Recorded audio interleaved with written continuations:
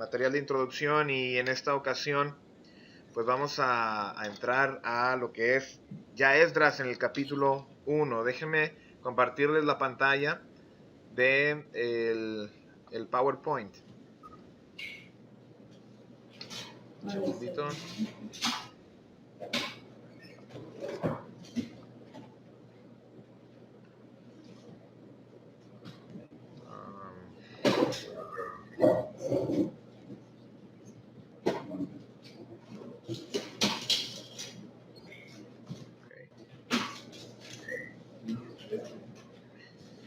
Si tienen alguna pregunta, hermanos, por favor, tengan la confianza de preguntar. Y si tienen algún comentario, bueno, de igual manera, estamos aquí para servirnos.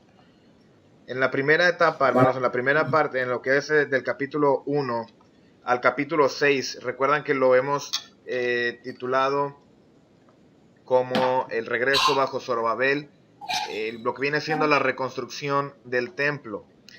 Entonces, vamos a ir desarrollando, porque les decía la semana pasada, bueno, en simples dos pasos, en simples 2 puntos, vamos a dividir el libro de Esdras, pero vamos a desarrollarlo, obviamente, durante la clase. Entonces, en la primera parte del capítulo 1 al 6, el regreso bajo Zorobabel, lo que es la reconstrucción del templo, es el trabajo, el ministerio de Zorobabel.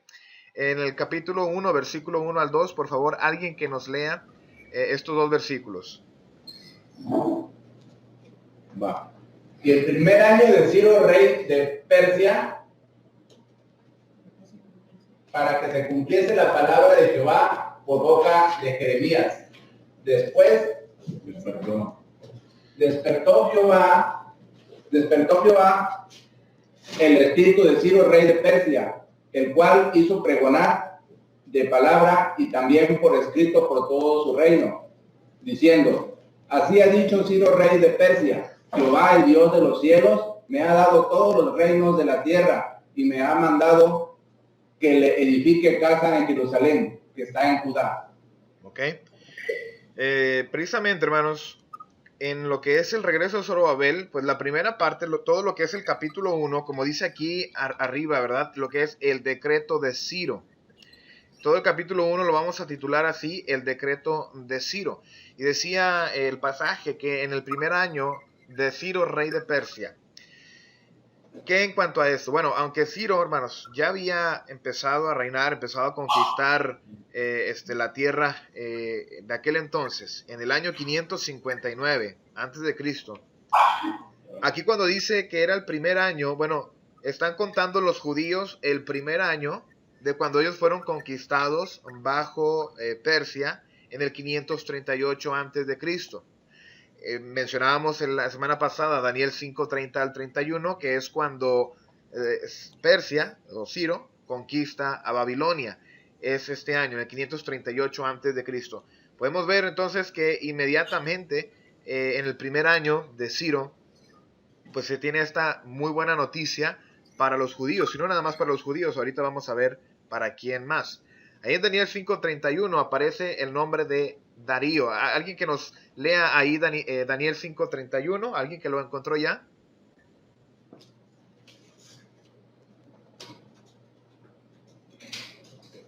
Va. Daniel 5:31. Dice, permítame, hermano. Y Darío de Media tomó el reino siendo 62 años. Ok. El nombre que aparece aquí como Darío, ¿verdad? No aparece el nombre de Ciro, pero esta pantalla que ven aquí, como dice ahí examen, cada vez que vean ahí la palabra examen, ténganlo en consideración, que dentro de esa pantalla vamos a tener una pregunta para el examen, así que es para que la estudien. ¿Qué para este nombre? Se supone que Ciro fue el que conquistó Babilonia, pero el que aparece ahí es Darío. Bueno, se trataba de una persona incierta, pudiéramos tener esta primera especulación. ¿Quién sabe quién era, verdad? Aún no se identifica quién era Darío.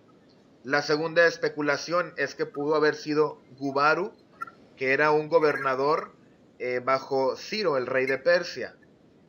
La tercera especulación es otro nombre que se le da a Ciro, ¿verdad? Ciro o Darío pudo haber sido el mismo Ciro.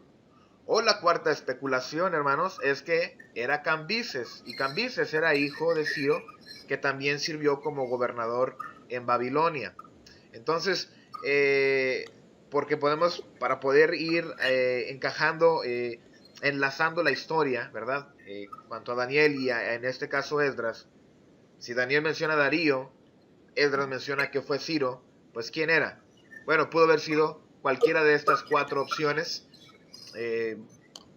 Cualquiera que sea el resultado, hermanos, cualquiera que haya sido, si fue Gubaru, si fue Ciro, si fue Darío, otra persona, no importa, ¿verdad? Porque al final de cuentas no cambia la historia, no cambia el punto principal del libro, y bueno, solamente como dato para que nos sirva a nosotros, no nos agarren desprevenidos, ¿verdad? Alguien que quiera estar estudiando con nosotros, bueno, que no nos agarre desprevenidos. Hermano, ¿le puedes subir un poquito la letra, por favor? ¿Al qué, perdón? Hacer la letra un poquito más grande, ¿no se puede? No, hermano. Bien. Se los dicto.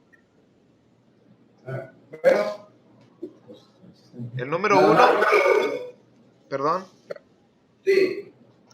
Número 1 era otra persona incierta.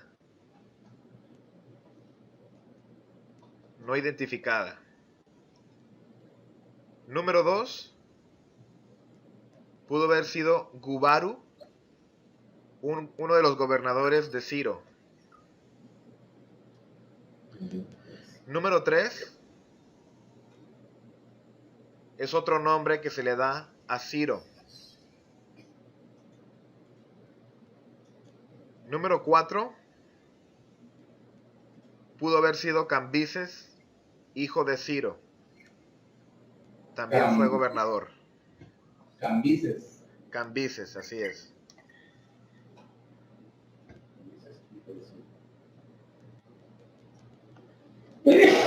Ok.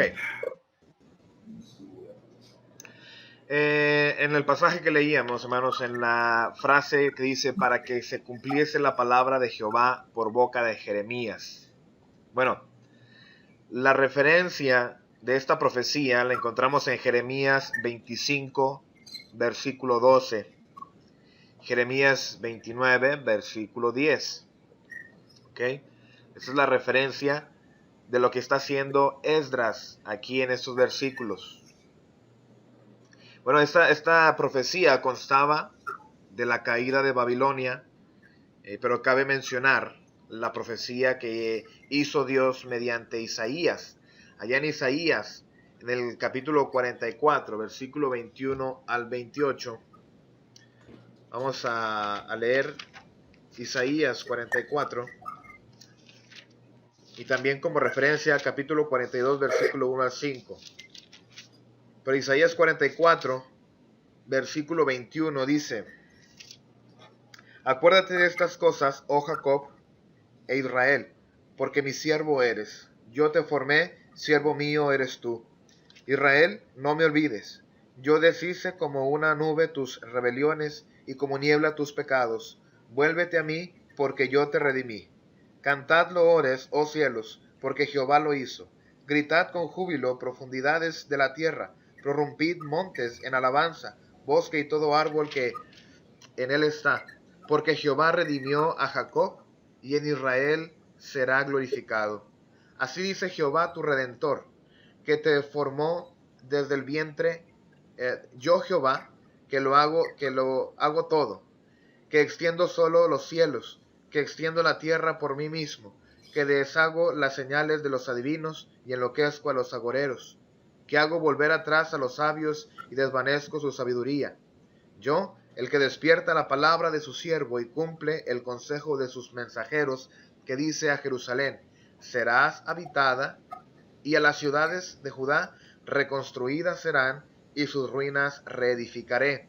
Mucha atención, que dice las profundidades, secaos y los ríos haré secar, que dice de Ciro, es mi pastor, y cumplirá todo lo que yo quiero. Al decir a Jerusalén, serás edificada, y al templo serás fundado. Hermanos, perdón, aquí dije 44, 21 al 28 y 45, 1 al 5. Aquí me equivoqué, hermanos. 45, 1 al 5, por favor. Vamos a leer el versículo 5, versículo 4 y 5 del 45.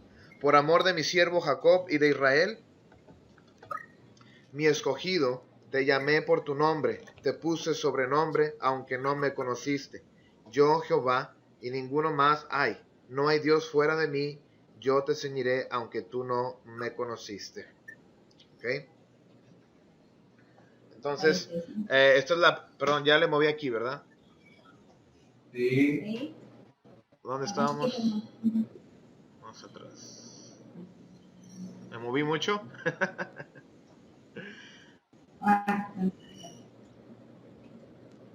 Me fui mucho, ¿verdad? Aquí. Entonces es Isaías 44, 21 al 28 y 45, 1 al 5. Ahí tiene 42, 1 al 5, hermano. Sí, hermanos, discúlpenme, fue un error de dedo. Es 45. Así es. 45, 21. Si es que le pone 42, 1 al 5, es 45. A 45. ¿No? Ajá, pero no sé. Correcto. Gracias. Y bueno, este pasaje es la profecía de Isaías, hermanos. Básicamente unos 200 años antes de que esto ocurriera, Dios ya había dicho que Israel iba a regresar a Jerusalén, pero no nada más eso, sino que ya hasta incluso había nombrado al siervo que iba a utilizar, al instrumento que iba a utilizar, que se llamaba Ciro, ¿verdad? Entonces, las profecías de Jeremías de regresar a Jerusalén, pero también las profecías de Isaías, donde incluye el mismo nombre de Ciro. Entonces Ciro todavía no nacía. ¿Perdón? Ciro todavía no nacía, ¿no? No, hermanos, son 200 años antes de que ocurriera esto. Okay, entonces, en esto también es importante hacer mencionar, ¿verdad? Que se menciona Ciro, quien era un instrumento, ¿verdad? Aquí mencionamos escogido por Dios, por la voluntad de Dios. Isaías 45:5, 200 años antes. Es mucho tiempo, hermanos, pero es una demostración más, es una prueba más de que Dios todo lo sabe, y es una demostración de que la voluntad de Dios siempre se va a cumplir. Siempre se va a cumplir. ¿Qué maneras trabaja Dios? No los vamos a comprender todas, no las vamos a aceptar todas, pero, perdón, a entender todas, pero hay que aceptar, hermanos. Dios utiliza muchas maneras inimaginables, ¿verdad? Maneras inimaginables para hacer su voluntad. Un ejemplo rápidamente del linaje de David, para que naciera nuestro Señor Jesucristo. Encontramos, por ejemplo, dos personajes interesantes. Vamos a mencionar uno como la Betsabé, la mujer de David, siendo que fue una infidelidad para con Dios y una inmoralidad. Bueno, aún así, del linaje de David que tuvo con Betsabé, de ahí podemos observar la descendencia, ¿verdad? Hasta Jesús. Entonces, ¿de qué maneras trabaja Dios? Bueno, Dios trabaja de maneras, hermanos, que no vamos a entender completamente. ¿Por qué escogió a Ciro? ¿Por qué escogió a un hombre gentil? Bueno, la voluntad de Dios, hermanos, como Dios tiene trazadas las cosas para que se cumplan, pues solamente tenemos que aceptarlas. Y esto también, este cuadro de aquí, vamos a sacar una pregunta para el examen.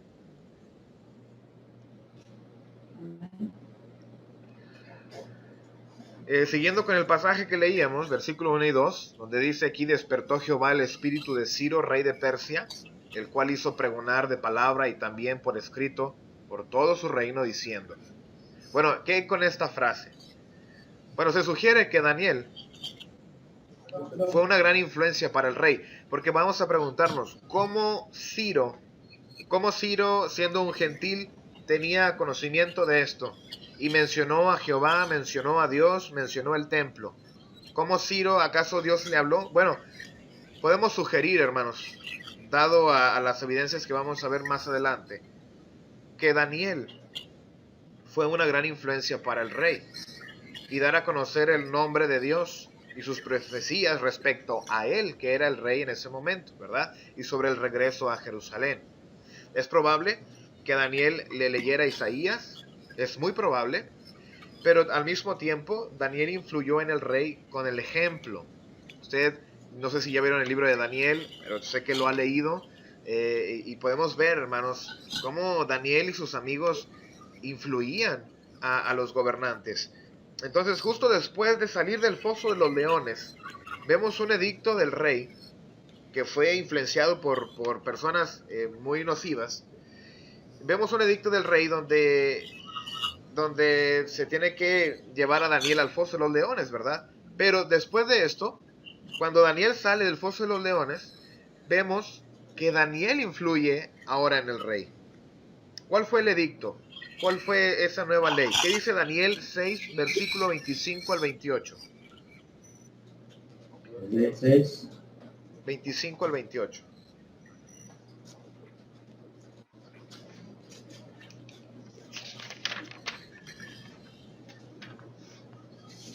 Entonces el rey Darío escribió a todos los pueblos, naciones y lenguas que habitaban en toda la tierra: paz os sea multiplicada.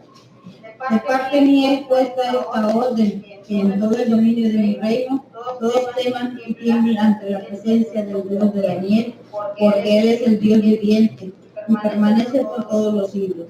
Y su reino no será jamás destruido, y su dominio perdurará hasta el fin. Él salva y libra, hace señales y maravillas en el cielo y en la tierra. Él ha librado a Daniel del poder de los leones.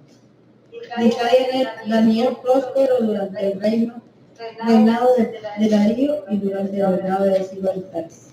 Fíjense ahí cómo menciona pues a Darío y a Ciro, ¿verdad? Como dos personas.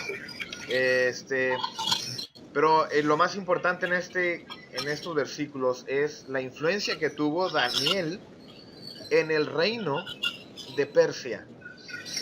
A tal grado que se lanza un edicto, se manda un edicto, una ley, que se alabe al Dios de Daniel, ¿verdad? Porque Él es el Dios vivo. Entonces, ¿qué influencia tenía Daniel con Ciro? Bueno, una influencia de ejemplo, y por estar tan cerca, no dudemos en que Daniel le habló de las profecías de Isaías y Ciro fue convencido, ¿verdad? Vemos aquí que dicen los versículos: despertó Jehová el espíritu de Ciro, rey de Persia. ¿Cómo despertó Jehová el espíritu de Ciro? Pues con su palabra.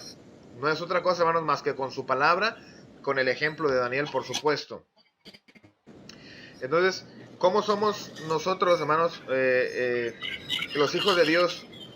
Somos esa luz, ¿verdad?, que menciona en Mateo 5, 13 al 16, somos la sal de la tierra, somos la luz del mundo. Entonces es importante que los hijos de Dios mantengamos firme nuestra convicción, tanto en palabra como ejemplo.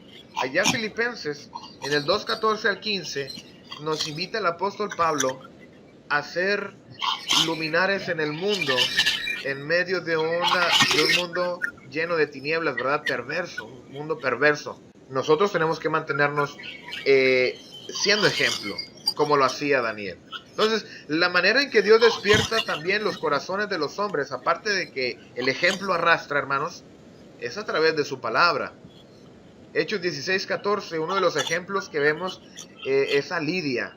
Lidia, una mujer que estaba escuchando la palabra de Dios y fue, su espíritu, ¿verdad?, despertó. Fue llamada. ¿Cómo fue llamada? Pues a través de la palabra que estaban llevando los discípulos del Señor. En 2 de Tesalonicenses, capítulo 2, versículo 14, encontramos que cómo fuimos llamados nosotros. A alguien lo despertaron en la noche y le dijeron: Adrián, levántate y bautízate. No, No, porque si le hablaron así, hermanos, pues para que me avise, porque porque a mí no me dijeron nada, ¿verdad? ¿Cómo fuimos llamados nosotros por Dios, hermanos? ¿Sabes su palabra, hermano? Correcto. Precisamente es lo que dice 2 de Tesalonicenses, versículo 14. Entonces, ¿cómo fue llamado Ciro? ¿Cómo Ciro fue motivado a hacer estas cosas?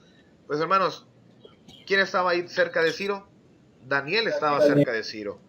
Y Daniel, con el ejemplo y un hombre espiritual, no dudemos, hermanos, que Daniel hablaba de Dios con él y con todas las personas que le rodeaban. Entonces, es una mera especulación, pero una especulación, hermanos, con esta base, con esta base. Ahora, si Dios le habló a Ciro directamente, pues bueno, ¿quiénes somos nosotros para dudarlo, verdad? Si Dios le habló por medio de Daniel, pues tampoco tenemos por qué dudarlo. ¿Alguna pregunta? ¿Algo que quieran comentar? Mi hermano, es Hechos 16, 14. 16, 14. Correcto. 16, 14. Luego, Segunda de Tesalonicenses 2:14. la segunda Tesalonicenses. Ok, sí, sí, gracias, Dios. Sí. Ahí estaba la duda. 2, 14. Muy bien. Bueno, dice el decreto, ¿verdad? De Ciro. Dice, así ha dicho Ciro, rey de Persia. Jehová, el Dios de los cielos, me ha dado todos los reinos de la tierra. Me ha mandado que le edifique casa en Jerusalén, que está en Judá. Es importante mencionar que aunque Ciro, hermanos, reconozca, entre comillas, a Jehová, no quiere decir que lo reconociera como su único Dios. Entonces, aquí Ciro en su decreto menciona a Jehová, pero no podemos asegurar que Ciro era un creyente de Dios al 100%. Él creía en diferentes dioses, era una persona idólatra, y consideraba al Dios de Daniel, al Dios de Israel, al Dios de Jacob, de Abraham. Entonces, hay que estar conscientes de esto. Menciona a Dios, lo reconoce, pero nunca lo reconoció como su único Dios. Ciro tenía una política muy particular. A diferencia de otros conquistadores, él planeaba unificar su conquista con la paz, brindándoles derechos humanos. Algo muy particular de Ciro, hermanos. Fíjense, dentro de su política de los derechos humanos, entre comillas, se encontraba el repatriar a todos aquellos que habían sido sacados de sus lugares de origen. Es decir, ¿verdad? Darles libertad, de dejarlos ir a sus naciones. Y también, en esta política, pues les daba la libertad de culto. ¿Se imaginan todo esto, hermanos? En aquel entonces, a lo mejor ahorita, aquí en nuestro mundo, bueno, en este lado del mundo, pues tenemos libertad de ir a vivir a donde queramos y tenemos libertad de adorar a quien queramos adorar. Pero ¿se imaginan todo esto en este mundo, en ese momento, perdón, donde estaban esclavos y se les imponían ciertas cosas, ciertas costumbres y ciertos dioses? Entonces llega Ciro y les dice, yo les voy a dar libertad. Van a estar bajo mi capa, pero les voy a dar libertad. Pueden ir a sus lugares de origen y pueden adorar a quien ustedes quieran. Entonces esto es algo muy importante en cuanto a la política que tenía Ciro cuando iba conquistando todos estos reinos. Aquí, ojo, parte de esto puede ser para el examen.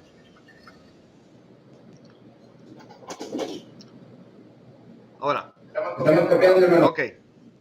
No, estamos... Ahí está. Allá. Gracias, hermano. Avísenme.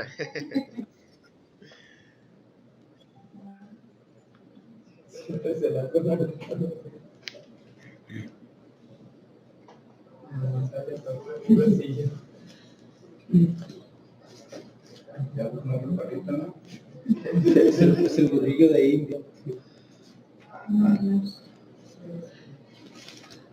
Ok. Hermano, ya voy a terminar. apunten, hermanos, lo más importante. Yo sé que a veces hay muchas cosas que queremos anotar. Y trate de identificar lo más sobresaliente y anótelo. Gracias. ¿Ok? Bueno. Un dato importante, hermanos. El descubrimiento del arqueólogo británico Hormuzd Rassam, algo así, ¿verdad? Acerca del cilindro de Ciro. Fíjense bien, hermanos, de qué se trata el cilindro de Ciro. Allá en 1879 en Mesopotamia se hizo este descubrimiento. Bueno, el cilindro de Ciro está dividido en dos fragmentos. El fragmento A mide alrededor de 23 por 8 centímetros, comprende de 35 líneas, es decir, 35 renglones, mientras que el fragmento B mide 8.6 por 5.6 centímetros y tiene 9 líneas. Su contenido se puede resumir así. Note bien. En la línea 1 al 19 se describen los actos criminales de Nabónido, el último rey de Babilonia, así como la búsqueda de un nuevo rey por parte del dios Marduk. Marduk era el rey principal de la costumbre de los persas, o al menos de Ciro. Y la consiguiente elección de Ciro. Es decir, Ciro ahí en ese cilindro, hermanos, como que está dando a entender que Marduk, el dios de ellos, ya había profetizado esto, ¿ok? Esto es más o menos lo que quiere decir Ciro en estos renglones del 1 al 19. En el renglón 20 al 22 podemos ver la genealogía de Ciro. El renglón 23 al 34, el propio Ciro cuenta cómo garantizó, fíjense bien, la paz, restableció los cultos y permitió regresar a sus tierras a los pueblos deportados en Babilonia. ¿Cuántos pueblos habrán capturado y llevado a Babilonia? Pues yo creo que muchos. Yo creo que muchos fueron conquistados y llevados a otras tierras. Entonces llega Ciro y dice, yo voy a ser un rey que les quiero agradar a todos. ¿Y cómo logró eso? Pues les dio paz, restableció los cultos, es decir, la libertad de culto, de adorar a quien quisiera, y permitió regresar a sus pueblos, ¿verdad? A los pueblos deportados en Babilonia. Muy importante eso, hermanos, que está registrado esto en un descubrimiento arqueológico.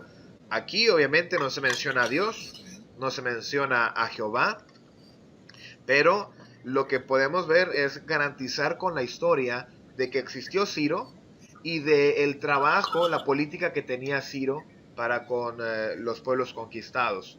En el renglón 35 hay una oración de Ciro al dios Marduk pidiendo por él mismo y por su hijo Cambises. Y en los últimos renglones del 36 al 45, Ciro describe la reconstrucción de las murallas de Babilonia y el hallazgo de una inscripción de Asurbanipal.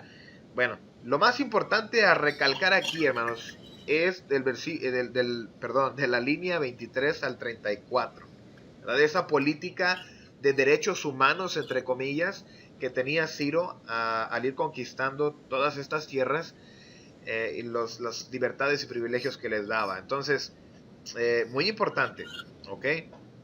Les voy a enseñar una fotografía. ¿Ya puedo pasar de diapositiva? Sí. Ok. Hermano, ¿en qué año dijo? ¿Perdón? ¿En qué año se cambiaron esa? Lo descubrieron en 1879. 29. 1879. Ya, gracias. Ok, bueno, esta es, hermanos, la imagen del cilindro. Parece como un elote, ¿verdad? Pues aquellos que tienen hambre lo pueden ver como un elote, si no, pues era un cilindro aquí grabado con toda esta información que les acabo de mencionar.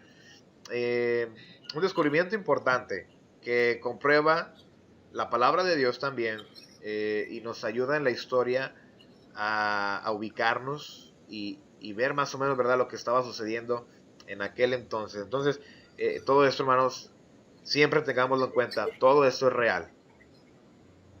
Aquí está el cilindro de Ciro. Ahí lo pueden buscar ustedes más adelante en internet. En mi opinión, hermanos, la opinión del hermano Asael Álvarez. Bueno, yo considero, hermanos, que Ciro fue un rey meramente político. Es decir, quería favorecer a todos los pueblos. Y Judá no era la excepción. Aquí le da más los méritos al dios pagano Marduk.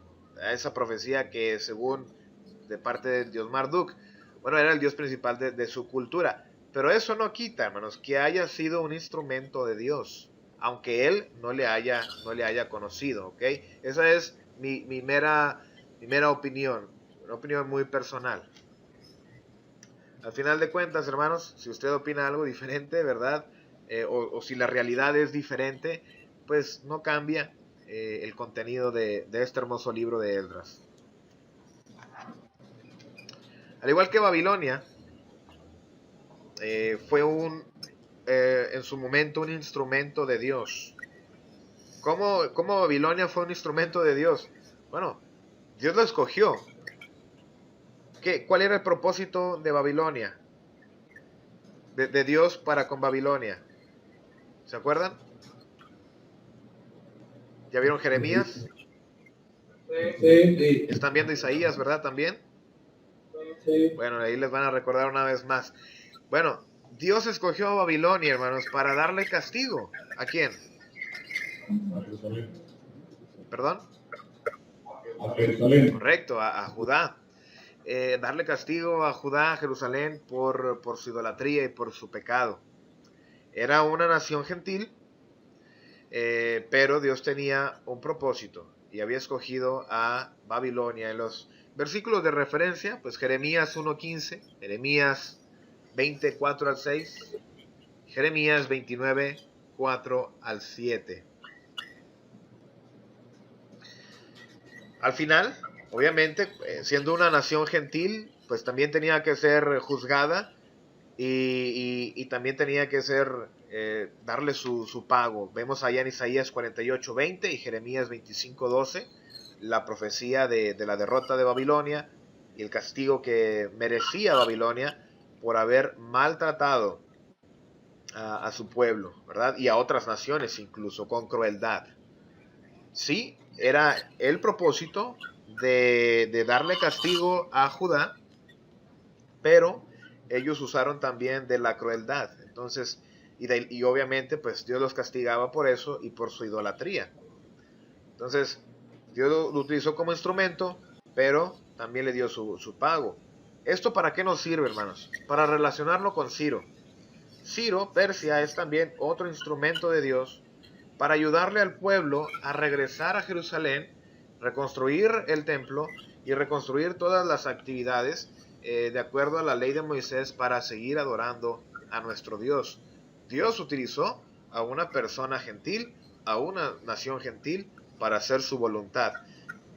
A veces nos ha sucedido que quien nos da una lección espiritual es una persona que no conoce a Dios, es una persona que no es cristiana. Y nosotros, siendo cristianos, siendo espirituales, entre comillas, se nos olvidan las cosas de Dios. Pero ¿cómo nos regresa Dios a voltearlo a ver una vez más?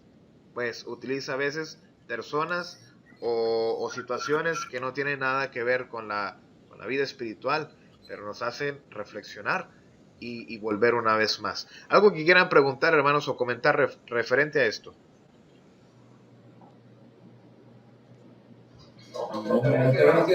Muy bien. En cuanto a la edificación de la casa de Jehová, pues encontramos en Esdras 6, 1 al 5, ¿verdad? Que fue necesario volver a sacar en las memorias del edicto para que dejaran a los judíos continuar con el trabajo y las maneras en las que trabaja Dios, hermanos, pues para hacer su voluntad, pues son muy misteriosas, como ya lo mencionábamos. Vamos a pasar a lo siguiente. Versículo 3. ¿Quién lo quiere leer, por favor?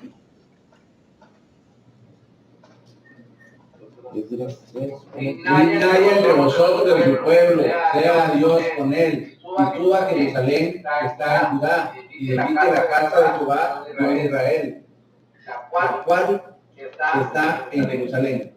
Pero si ya se lo saben de memoria. ¿Verdad que sí? Sí, hermano, sí. Los quiero ir convencidos, porque si no se la saben de memoria, voy a pensar que apenas se la estaban aprendiendo ahorita. Van a decir, oh, el hermano es brujo. No, hermano, si yo también ya me la sé, no se preocupen. Bueno, en cuanto al versículo 3 dice, quien haya entre vosotros de su pueblo. Tras 70 años de esclavitud, Jeremías 25:11, la nación había experimentado una especie de purificación. Muchas de las personas que habían llegado de Judá ya habían muerto. Muy similar, hermanos, a lo que sucedió cuando Dios saca a Israel de Egipto y los lleva a Canaán. Pasaron 40 años. ¿Cuántas personas entraron de los que salieron de Egipto? ¿Cuántos entraron a Canaán? 2 millones. 2 millones aproximadamente. De los que salieron de Egipto a Canaán solamente entraron 2. Josué y Caleb. 2 personas, ¿verdad? De ahí le falló por 1.998.000, ¿verdad? Bueno, no, hablamos de los que salieron. Entonces, ¿qué pasó con los demás? Murieron ahí. Y se levantó una nueva generación que iba aprendiendo de las experiencias del pasado. Entonces, muy similar aquí, hermanos. Fíjense, 70 años de esclavitud, de estar, pues sí, esclavos, siervos de Babilonia. La nación experimentó una especie de purificación. Muchas personas de Judá, ¿verdad?, ya habían muerto. Ahora, con una nueva generación que se esperaba que hubieran aprendido del pasado y de sus padres, pues tenían el privilegio de volver a la nación santa. Entonces aquí, en cuanto a esta frase, quien haya entre vosotros de su pueblo, pues probablemente ya una nueva generación en su mayoría. Dice, sea Dios con él, y suba a Jerusalén, que está en Judá, y edifique la casa de Jehová, el Dios de Israel. Él es Dios, la cual está en Jerusalén. Dios, hermanos, estará siempre con todo aquel que desea hacer su voluntad, ¿verdad? Dice, sea Dios con él.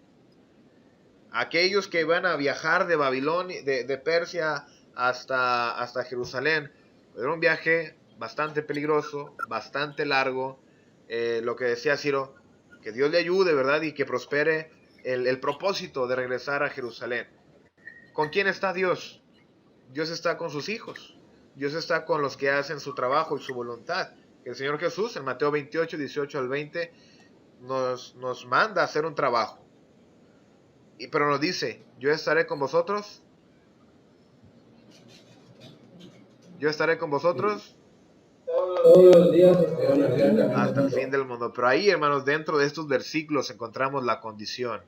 ¿Cuál es la condición para que Dios esté con nosotros? Hacer su trabajo, ¿verdad? Hacer su voluntad. Romanos 8:31, que nos recuerda que si Dios es con nosotros, ¿quién contra nosotros? Entonces, en estos capítulos de Esdras observaremos cómo la mano de Dios estaba con Esdras y los que iban con él, quienes buscaban hacer su obra. Ahí Esdras 8:22, pues nos recuerda a Esdras que no quiso pedirle ayuda al rey.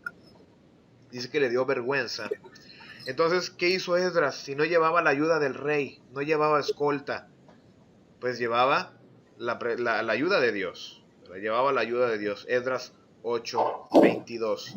Entonces dice Ciro, sea Dios con él y suba a Jerusalén. La edificación de la casa de Jehová, pues era muy importante, hermanos, muy, muy importante. Era el templo donde se manifestaba la presencia de Dios. Ahí vemos en 2 de Crónicas 5:13. Era el lugar, hermanos, donde se ofrecían los sacrificios, Levítico 1:3, y donde se reunía el pueblo por lo menos una vez al año, ¿verdad? De lo que era el Pentecostés, como lo observamos allá en Hechos capítulo 2. Entonces, el templo era el centro, era parte, ¿verdad?, importante de la vida de todo judío. Entonces, la edificación era importante. La edificación de la casa de Dios era algo que esperaban de ellos también y anhelaban el poder regresar y recontinuar lo que eran los sacrificios y todas las actividades de acuerdo a la ley de Moisés. tras haberse interrumpido, hermanos, más de 70 años la adoración en el templo de Jehová, era importante prestar atención a este edicto, ya que la mano de Dios estaba manifestando a favor de los judíos por medio de Ciro. Quisiera que tratáramos de comprender esto, hermanos, de que era una oportunidad de oro. Espero que ninguno de nosotros tenga una situación como la que voy a mencionar, pero hay hermanos que han sido privados de reunirse, probablemente por la enfermedad, una enfermedad muy muy grave, que no puedan levantarse y no puedan reunirse con la iglesia. Tal vez hay hermanas nuestras que han sido, se les ha quitado la oportunidad, la libertad de reunirse por causa de sus esposos. Y cuando tienen la oportunidad de volver con la iglesia, ¿cuánto creen ustedes que disfrutan el estar reunidos adorando a Dios con la hermandad? Hermanos, es algo que a lo mejor no alcanzamos a comprender ahorita. Pero fíjense, fueron 70 años de estar alejados de todas estas cosas. Y obviamente era parte del castigo. Era parte de la reflexión que debía tener el pueblo de Israel. El añorar, el extrañar a Dios, el extrañar esa libertad de escucharlo, ¿verdad? Escuchar su palabra cada sábado, que la mayoría de ellos aún así lo tenía, pero no tenían el privilegio de hacer todas estas fiestas solemnes que Dios mandó, ¿verdad?, a través de la ley de Moisés. Entonces era muy importante, hermanos, tras haberse interrumpido 70 años de adoración, pues esta era una oportunidad de oro. El tiempo se me está acabando. Vamos a ver el versículo 4 al 6.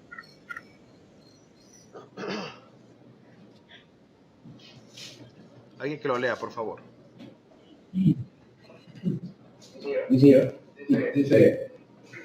a pesar de que aún no se habían echado los cimientos del templo, desde el primer día del mes séptimo, hermano, el pueblo comenzó. Esdras capítulo 1, versículo 4 al 6. No lo que está ahí. Sí, está bien. Y todo aquel que haya quedado en cualquier lugar donde more, ayuden a los hombres, ayuden a los hombres de su lugar con plata, oro y bienes y ganados, además de ofrendas voluntarias para que la casa de Dios, la cual está en Jerusalén. Entonces se levantaron los jefes de las casas paternas de Judá y Benjamín y los sacerdotes y los levitas y todos aquellos cuyo espíritu despertó Dios para subir a edificar la casa de Jehová, la cual está en Jerusalén. Y todos los que estaban en sus alrededores ayudaron con plata, oro y bienes y ganado y con cosas preciosas, además de todo lo que le ofreció voluntariamente. Ok, muchas gracias, hermano. Vamos a dejar hasta esta diapositiva el día de hoy. Vamos a continuar la clase la próxima semana. Entonces, antes de salir de aquí, hermanos, pues algo que quieran ustedes mencionar, preguntar.